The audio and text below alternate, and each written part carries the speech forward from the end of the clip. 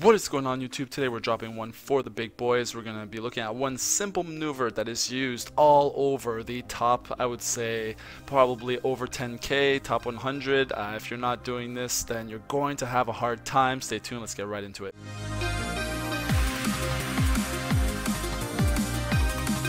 Alright guys, so as usual the details for the giveaway are on your screen. Make sure that you're subscribed. This is only for subscribers, of course. Go back to the old videos because every single video for the time period that you see there, I will be asking you 2 questions per video to drop down to the comments. That is your entry for the giveaway, so make sure to stay tuned and to listen for those. Now, without further ado, let's get into this video.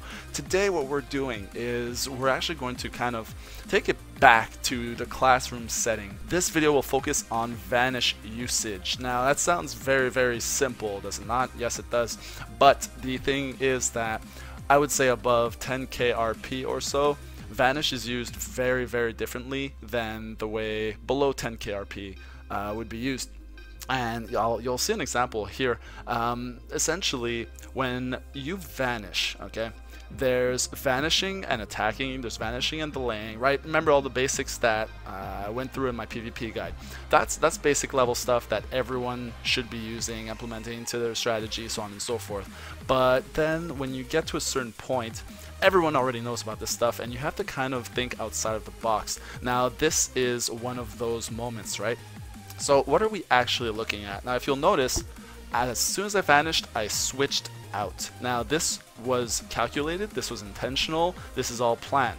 And let me explain to you why this is so delicate of a maneuver. So first of all, you'll notice that the immediate result is I got type advantage, right? Obviously you're going to try to put yourself in a situation where you're immune to any kind of issues, right? So now in this case he has a yellow unit and a red unit. I was switching out of a blue unit. Obviously here I want to make sure that even if he does switch to the remaining red unit that he had in the situation, I'm not in any kind of mess, right? And if he doesn't, which in this case he actually didn't, he just switched in, he does not have a switch available here, so I know that I can secure type advantage, right? So making sure that happens and possibly predicting what he would switch to if you were to land a hit here.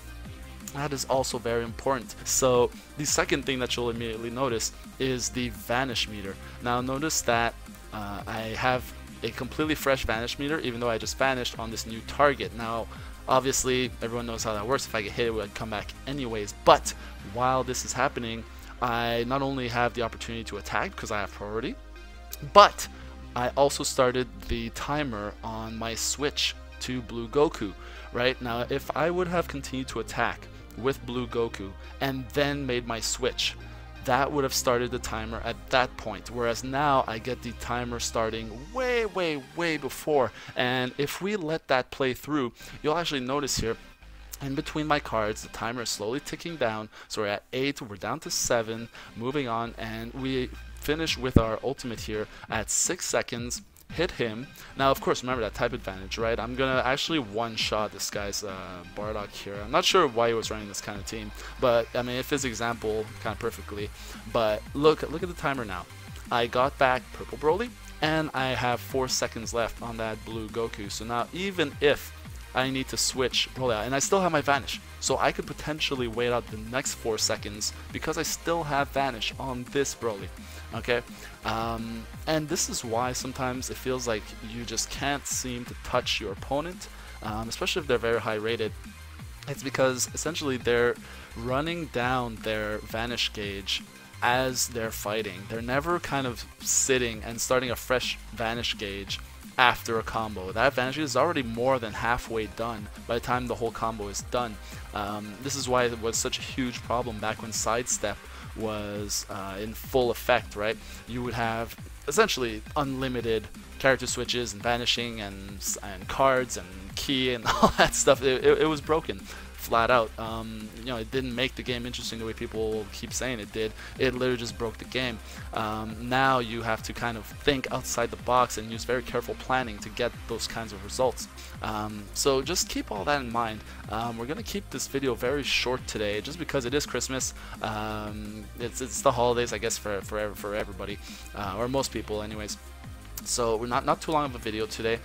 Just wanted to kind of touch on this, and it's gonna be part of a bit of a, I guess, advanced analysis type series that I'm gonna be starting, where I'm gonna bring in a little bit more thought out ways of playing, including this Vanish maneuver, you could say. So for the 2 questions for the giveaway, first question is, do you use this technique? And second question, have you ever been annoyed by this technique and the Vanish ability that it gives you following the combos? Obviously, what I mentioned was about following up, but if that person tried to attack you immediately, right, so you vanish, they try to maybe key cancel out and then attack you with a card or something like that, the fact that you could then vanish a second time can take people by surprise, right? Remember that you can vanish midair. If you haven't seen that, go back to the PvP guides. I definitely go through all of that.